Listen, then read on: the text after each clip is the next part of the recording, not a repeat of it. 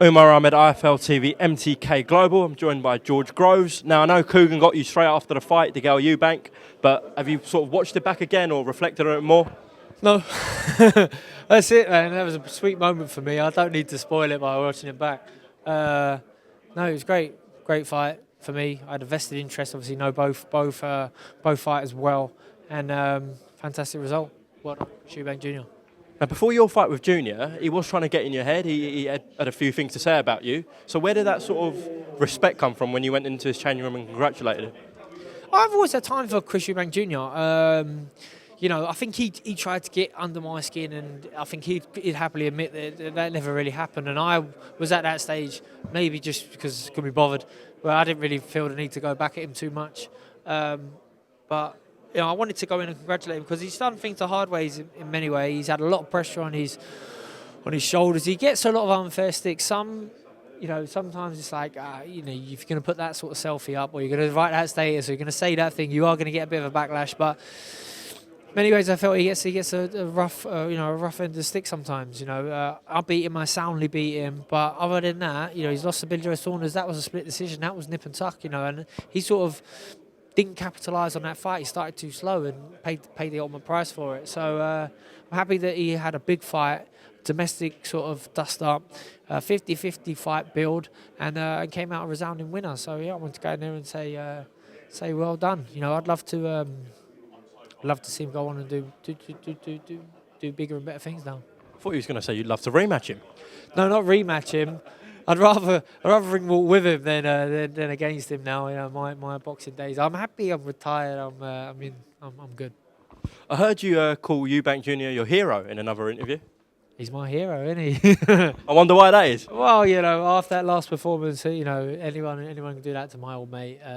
He's my old mate for life. He's my hero. Congratulations, Eubank Jr. Well done, mate. When you look back at James's career, obviously the loss to you, win over DeGALE, Bute, draw with Badou Jack. How do you reflect upon his career? Good career. Not as good as he likes to make out. I mean, DeGALE, he talks about DeGALE like he's a Hall of Famer. I don't think the dude's ever won a world title. He went, you know, over the pond and won his world title. You know, he stepped up to the plate. Something that I can't say I did. You know, amount of chances I had, and I sort of couldn't get it over the line sometimes. Whereas him, he went to Olympic Games. You only get one chance at that. He won gold. He got his world title shot. He won it. But in terms of him going down as a great, like he likes to proclaim, he lost against me. He lost against Caleb Truax, who's only fighting to pay off his student loan. He's lost against Eubank Jr. He beat Bute, who Frotch ironed out. He struggled with Porky Medina. I don't know much about him. He struggled with he beat DeGALE in a real close fight. But as I say, DeGALE's famous for coming over here and trying to nick a decision against Carl Frotch. His biggest wins came via disqualification wins, you know, against Arthur Abraham, who way past his best as well. So other than that, you know, he talks about the Jack fight like he won. He says, "Oh, my wins away from home. Badou Jack, you didn't beat Badou Jack, mate. You drew against him. Lucky to hear the final bell, and you sort of stayed hit from that fight ever since because you ain't been the same since." Road warrior. Great, man. Be happy with your achievements. I hope he is. Hopefully we never have to hear from him again. Okay, just the final word from yourself on Joshua Miller. We are at the press conference with Joshua Miller, and obviously big babies with Wasserman. How did that link up come about? Well, it was done. So Dean Baker, who works at Wasserman, who I work with, he's the predominant person who's taking care of Big Baby Miller. I'm not exactly sure how it first started off, but he's been taking care of him, and he's helped broker this deal with Eddie Hearns for challenge for the for all the world titles apart from WBC. So it's gonna be great. He's off to stateside. He's got him home advantage. He's something to look forward to. Do you think he's got under Joshua's skin?